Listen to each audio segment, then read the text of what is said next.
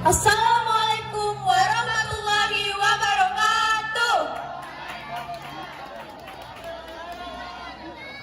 Good morning everyone. Kami, perwakilan dari kelas 12 MIA 1 akan menampilkan sebuah storytelling berjudul Ki Hajar Dewantara. Selamat menonton. Musik. Father of Indonesian education, designation that will continue to be attached to friendly educators who are willing to remove his royal robes in order to mingle and populate. Bapak Pendidikan Indonesia, sebutannya akan terus dilekatkan pada seorang pendidik bersahaja yang rela melepas jubah kebangsawanannya agar bisa berbaur dan merakyat. But you're rarely known. Before studying our education philosophy, he started his steps as an activist, a hero, and journalist who was smart and sharp in criticizing the colonialists. Tapi jarang kita tahu, sebelum menggagas filosofi pendidikan kita, beliau memulai langkahnya sebagai seorang aktivis, pejuang, dan wartawan cerdas nan tajam. His name is Ki Hajar Dewantara.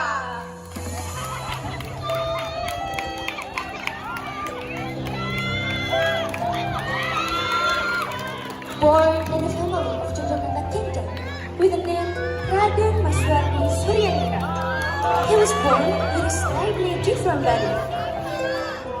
Lahir di keluarga bangsawan Keraton Yogyakarta dengan nama Raden Maswardi Suryaningrat. Dia lahir dengan tubuh yang sedikit berbeda. But according to his father's brain, his physical form is what indicates the man who will have a big influence.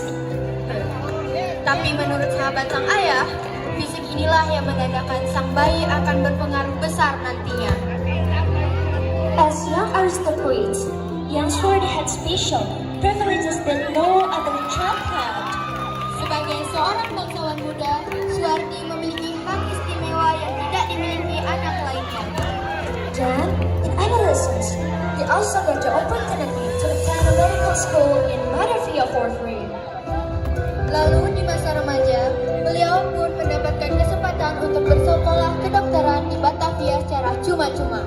Due to his young body, he failed to advance in class and was stripped of his scholarship. Namun, dikarenakan tubuh yang sakit-sakitan, beliau tidak naik kelas dan dicabut beasiswanya.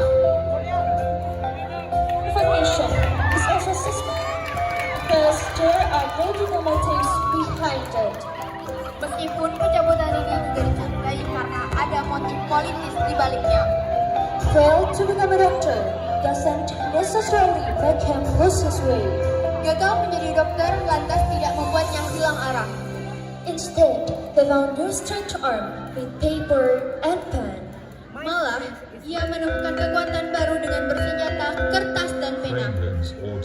Swardi's writings attracted the attention of two other youths who were also building a movement. Tulisan-tulisan Swardi menarik perhatian dua pemuda lainnya yang juga tengah membangun pergerakan, Dr. Cipto dan Dawas Dekker. These three people they worked hand in hand to spread the idea of an independent Indonesia through the first political party in Nusantara. Ketiga orang inilah yang kemudian bahu-membahu menyebarkan ide Indonesia Merdeka melewat partai politik pertama di Nusantara.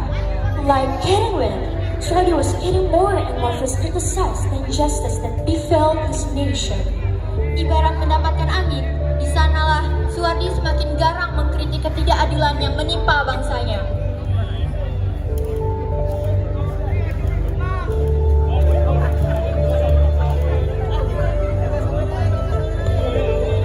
At the peak, he wrote a sharp criticism aimed at the colonial nation. Puncaknya, ia menuliskan sebuah kritik tajam yang ditujukan kepada bangsa penjajah.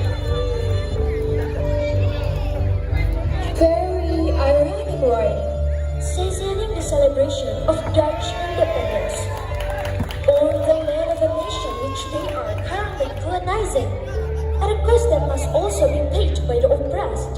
Tulisan yang sangat ironis perayaan kemerdekaan Belanda di atas tanah sebuah bangsa yang mereka jajah, dengan ongkos yang juga harus dibayar oleh orang-orang tertindas.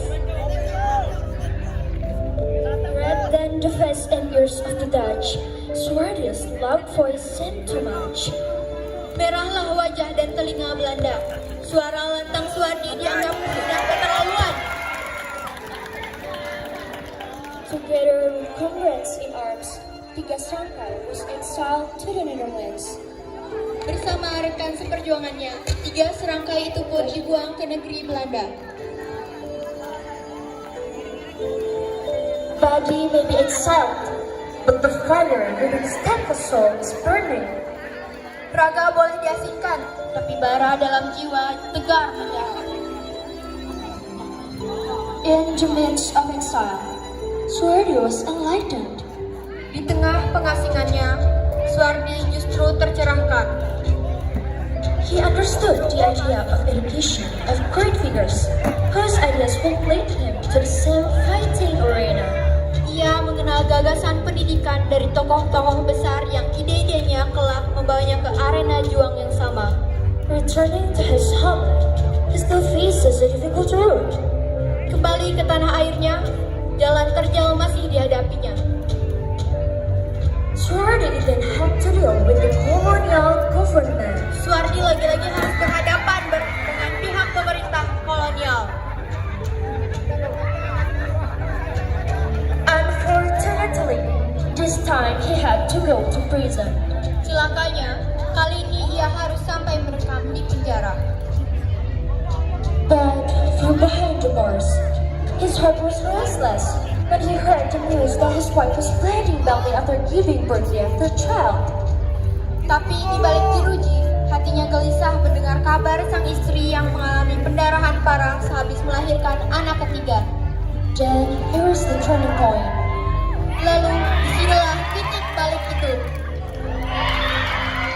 On one occasion, his wife reminded Suardi of his promise to his teacher to educate his people who were still oppressed. Pada satu kesempatan, sang istri mengingatkan Suardi tentang janji kepada sang guru agar mau mendidik kaumnya yang masih tertindas. As if inspired, Suardi was immediately ready to be born into a new figure. Bagai mendapat ilham, Suardi pun segera bersiap lahir menjadi sosok yang baru. Yes, when he was free, he immediately started a school. The name is Taman Siswa. Ketika bebas, ia lekas mendirikan sebuah sekolah, Taman Siswa namanya. A way of struggle that he chose to strengthen the people with the greatest weapon, education. Sebuah cara perjuangan yang ia pilih untuk memperkuat rakyat dengan senjata terhebat, pendidikan. He also left his full name, replacing it with an equivalent nickname, Ki Hajar Dewantara. Ia juga meninggalkan nama kelahirannya menggantikan nama panggilan yang setara, Ki Hajar Dewantara. His dream is very big and transcended the times, the ideal of achieving freedom, not only freedom from colonialism, but also from ignorance. Mimpinya sangat besar dan melampaui zaman. Cita-cita untuk meraih kemerdekaan bukan hanya merdeka dari penjajahan bangsa-bangsa, tapi juga kebodohan yang memenjara. This is the greatest contribution that makes him remembered as the future father of Indonesian education. Inilah sumbangsi terbesar yang membuatnya dikenang sebagai Bapak Pendidikan Indonesia. The struggle against the invaders was not only with the guns. Perjuangan melawan penjajahan tidak melulu dengan senjata. The story of a folk doctor defending his people for free. A types who is a diligent critic or an educator who is willing to go down and leave his comfort zone. Kisah dari seorang dokter rakyat membela kaumnya dengan cuma-cuma, juru ketik yang rajin mengkritik, ataupun seorang pendidik yang rela turun dan meninggalkan zonanya.